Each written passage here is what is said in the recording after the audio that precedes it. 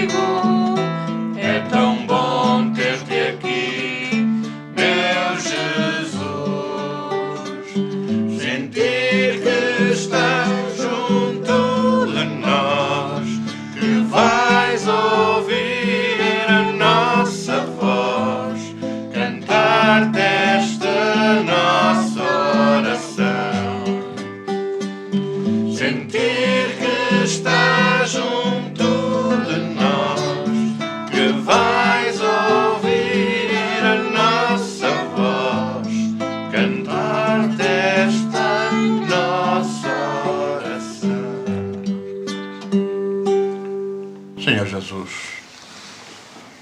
pedimos que nesta noite possam estar connosco os nossos familiares que já partiram, os nossos amigos, os nossos protetores, e em conjunto possamos viver estes momentos de relembrar a tua passagem pela terra, de recordar os teus ensinamentos, de harmonizar as nossas mentes e o nosso lar. Seja connosco, Senhor, e nos abençoe o Evangelho de hoje. Queres fazer uma prece? Queres? Então fala, mas fala um bocadinho mais alto, está bem? Vá. Jesus, ajude os mais pobres, os que estão nos hospitais, os que não têm nada. Obrigado.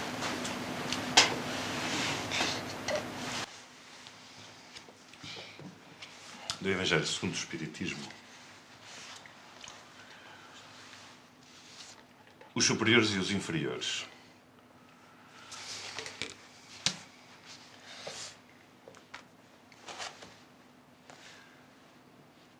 A autoridade, tanto quanto a riqueza, é uma delegação de que terá de prestar contas aquele que se ache dela investido.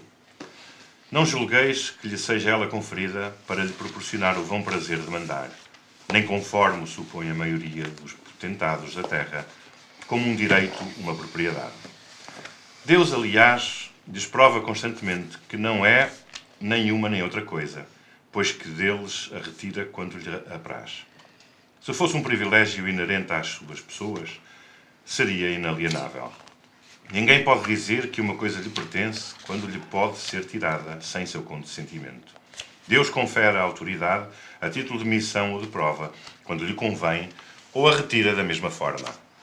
Quem quer que seja depositário de autoridade, seja qual for o seu entendimento, desde a do Senhor sobre o seu servo, até a do soberano sobre o seu povo, não deve olvidar que tem almas a seu cargo, que responderá pela boa ou má diretriz que der aos seus subordinados, e as faltas que poderão cometer, os vícios para que sejam arrastados, em consequência dessa diretriz ou dos maus exemplos, recairão sobre ele, do mesmo modo que colherá os frutos da solicitude que empregar para os conduzir ao bem. Todo homem tem na terra uma missão, pequena ou grande. Qualquer que ela seja, sempre que lhe é dada para o bem, é desviá-la, pois, do seu sentido, é fracassar do seu desempenho. Se Deus pergunta ao rico, que fizeste da riqueza que devia ser nas tuas mãos uma fonte derramando a fecundidade ao seu derredor? Ele perguntará também a quem possui autoridade qualquer que ela seja, que uso fizeste dessa autoridade? Que mal destravaste? Que progresso promoveste? Se te dei subordinados, não foi para que os fizesses escravos da tua vontade, nem instrumentos dóceis dos teus caprichos ou da tua cupidez. Fiz-te forte e confiei-te os que eram fracos, para que os amparasses e ajudasses a subir até mim. O superior, que se ache compenetrado das palavras do Cristo, não despreza nenhum dos que lhe estejam subordinados, porque sabe que as distinções sociais não prevalecem diante de Deus. O Espiritismo ensina-lhe que se hoje lhe obedecem, talvez já tenham dado ordens ou poderão dar-lhes mais tarde, e que então será tratado como os haja tratado, quando sobre ele exercia a autoridade. Se o superior tem deveres a cumprir, o inferior tem-nos pelo seu lado, e não são menos sagrados. Se este último é espírita, a sua consciência lhe dirá, ainda mais claramente, que não está dispensado de os cumprir, mesmo quando o seu chefe não cumprir os seus, porque sabe que não se deve retribuir o mal com o mal e que as faltas de uns não justificam as faltas dos outros. Se sofre por causa da sua posição, dir-se-á que o mereceu sem dúvida, porque provavelmente abusou outrora da autoridade que tinha, pelo que deve sentir, a seu turno, o que fez sofrer aos outros. Se se vê forçado a suportar esta posição, à falta de encontrar outra melhor, o Espiritismo ensina-o a resignar-se, constituindo isso uma prova para a sua humildade, necessária ao seu entendimento. A sua crença orienta-o na conduta, age como queria que os seus subordinados agissem com ele, caso fosse o chefe. Por isso mesmo, é mais escrupuloso no cumprimento das suas obrigações, pois compreende que toda a inteligência no trabalho que lhe está confiado é prejuízo para aquele que o remunera, e a quem deve o seu tempo e os seus esforços, numa palavra, é solicitado pelo sentimento do dever que lhe dá a sua fé e a certeza de que todo o afastamento do caminho reto é uma dívida que cedo ou tarde terá de pagar. François-Nicolas Madeleine, Cardeal Morlot, Paris, 1863.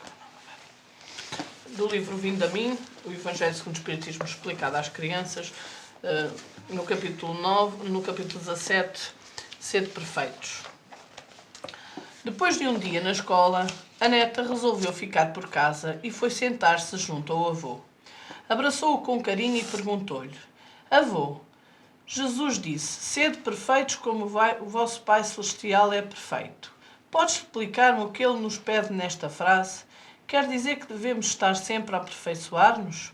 Não seria melhor não fazer nada, deixando isso para outra reencarnação? Tens cada ideia. Deus, quando nos criou, criou-nos simples e ignorantes, ou seja, com iguais possibilidades de sermos um dia perfeitos. No início da nossa caminhada, os espíritos superiores guiaram os nossos passos como um pai segura as mãos do seu filho. Com o passar do tempo, deixam-nos entregues ao nosso livre-arbítrio, responsáveis pelas ações que realizamos. Assim sendo, em cada reencarnação, nós aprimoramos a perfeição que existe em cada um de nós. Sim, mas como podemos ser perfeitos, se muitas vezes escolhemos o que está menos correto? Netinha, a perfeição que Jesus nos aconselha reflete-se na caridade que fizermos ao nosso próximo. E esta caridade deve estender-se aos nossos inimigos. Avô, já me disse que cada existência na Terra é programada no mundo espiritual. Por que não obedecemos a esse programa? No mundo espiritual, antes de nascermos, nós prometemos ao nosso anjo da guarda e a Jesus que, ao reencarnarmos na Terra, não esqueceríamos os nossos deveres de filhos de Deus, ou seja, que cuidaríamos de toda a sua criação, desde o mais pequenino grão de areia até aos animais e aos seres humanos, nossos irmãos. Só que muitos de nós, quando aqui chegamos, percebemos como a Terra é maravilhosa e quantas coisas podemos ter de fazer. Quando somos crianças, queremos brincar bastante e ter muitos brinquedos.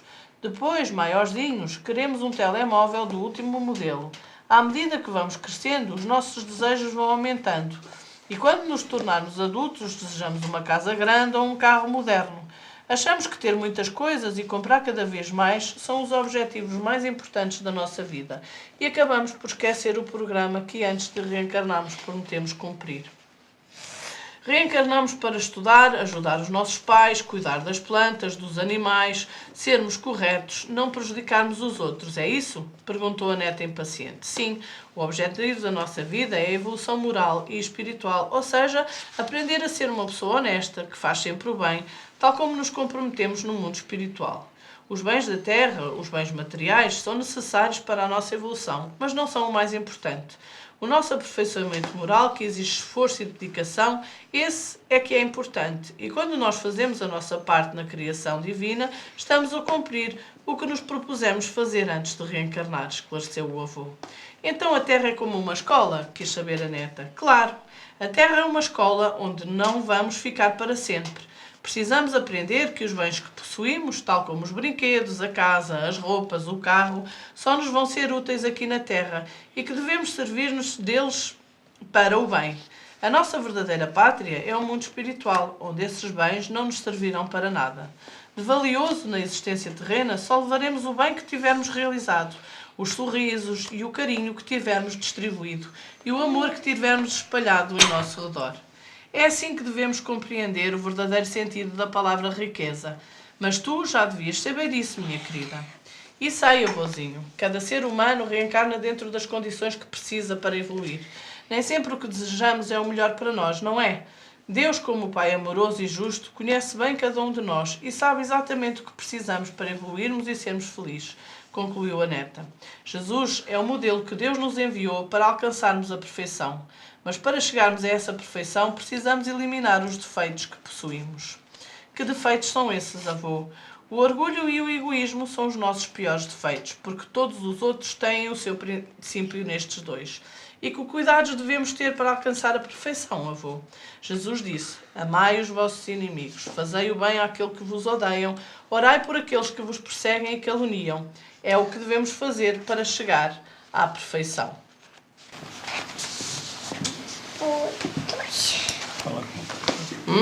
Percebeste, filho? Então, o que é que tu percebeste da história? Que há pessoas que esquecem-se. Há pessoas que Esquecem esquecem o quê? o que Jesus disse. E o que é que Jesus disse? Hã? Há pessoas que esquecem o quê? Que devem fazer o bem. Hã? Prometem fazer o bem, depois quando chegam aqui esquecem-se que têm que fazer o bem. Ligam mais a quê? À PSP, ao computador, aos telemóveis. Sim. E então nós devemos ligar aqui. A Jesus. Sim, Jesus disse que nós devemos fazer o quê? O bem. Tudo primeiro no verbo.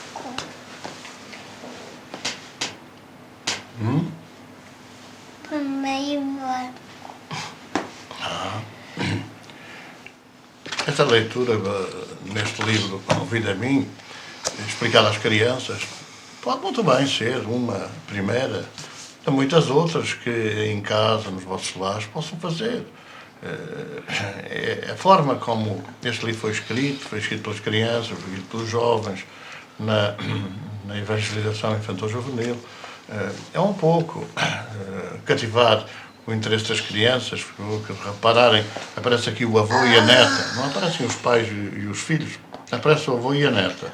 Isto tem a ver o quê? Um bocadinho com, digamos assim, aquilo que hoje vai sendo muito habitual, que é os avós terem que suprir as necessidades dos filhos que estão, muitas vezes, enfim, empenhados nos seus trabalhos, empenhados nas suas profissões.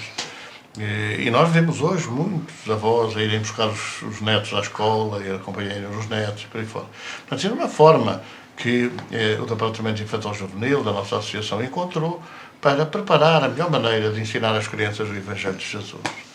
É claro que este ser perfeitos não é fácil e nós devemos lembrar que esta leitura do ser perfeitos vem na sequência de uma história contada às crianças pelo avô, de uma história que já se prolonga desde o A e o U para lá, do Evangelho, ou seja, da Boa Nova de Jesus. Portanto, podem muito bem seguir nesta história ou outras histórias. Chegaremos a uma altura que os próprios pais criam, para orientar os seus filhos, criam histórias da vida real, histórias da vida familiar, que sirvam, e esse é o grande exemplo que nós temos que marcar na nossa vida, que sirvam para que os filhos e depois os netos, por arrastamento, possam caminhar numa outra direção, na direção do aperfeiçoamento, na direção dos mundos divinos. Lá chegaremos um dia, daqui por uns séculos, provavelmente, porque a única fatalidade que nós temos na nossa vida é sermos perfeitos, como Jesus falou, chegarmos à condição de Deus fazendo grandes coisas como aquelas que Ele fez. Então, nesta perspectiva, criem nos vossos lares, inventem, inovem a forma de mostrar aos vossos filhos, aos vossos netos, como é que deve ser o comportamento familiar e social, nas escolas, depois mais tarde nos empregos, na vida, enfim, na vida em sociedade, como deve ser a nossa conduta, a nossa preparação. Não vamos, porque as crianças depois ficam também impacientes, reparem, mais pequenitas. Não vamos então agora pensar que há muitos lares, com muitas crianças, se calhar que nunca ouviram falar de Jesus. Muitas crianças que nos seus lares não veem o exemplo do carinho, da dedicação, da atenção que aqueles que assumimos a responsabilidade de criar os nossos lares devemos ter na orientação, tantas vezes, de caráteres, de personalidades muito complicadas dos filhos que recebemos no lar. Então vamos orar por essas famílias.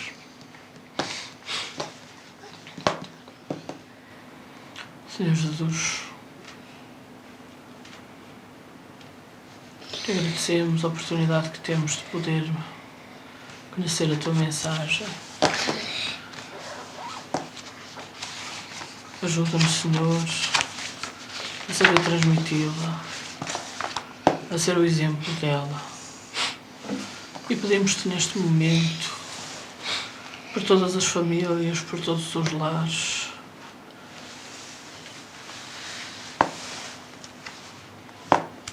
em sofrimento, por todos aqueles que neste Natal se encontram em solidão, que eles possam, através das nossas vibrações, sentir alguma paz nos seus corações e que o dia da manhã nos possa sorrir. Abençoa a nossa noite e ser connosco. Que assim seja. Na página 50. Eu era pequeno, nem me lembro. Só lembro que à noite, ao pé da cama, juntava as mãozinhas e rezava apressado. Mas rezava como alguém que ama.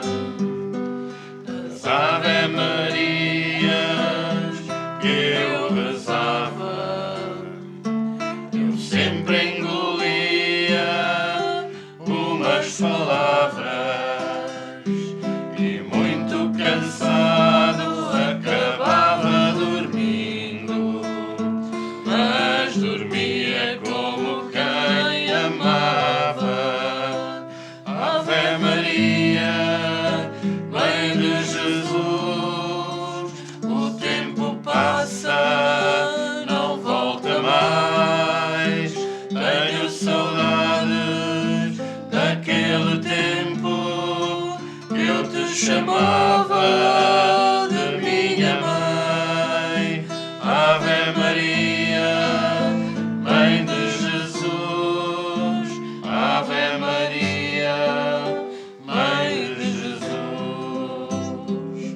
Depois fui crescendo, eu me lembro, e fui esquecendo nossa amizade. Chegava lá em casa abatido e cansado, de rezar não tinha nem vontade. Andei duvidando, eu me lembro, das coisas mais puras que me ensinaram. Perdi o costume da criança inocente, minhas mãos quase não se ajuntavam. Ave Maria, Mãe de Jesus, o tempo passa, não volta mais. Tenho saudades daquele tempo que eu te chamava de minha mãe. Ave Maria, Mãe de Jesus, Ave Maria, Mãe de Jesus. O teu amor cresce com a gente, a mãe nunca esquece um filho ausente.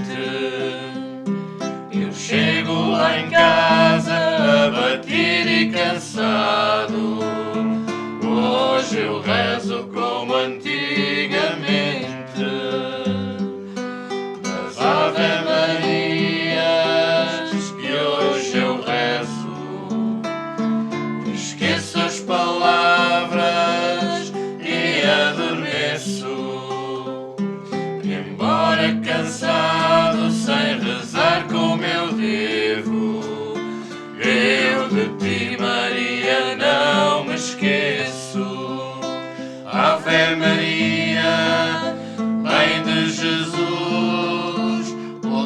tempo passa, não volta mais. Tenho saudades daquele tempo que eu te chamava de minha mãe. Ave Maria, Mãe de Jesus. Ave Maria, Mãe de Jesus.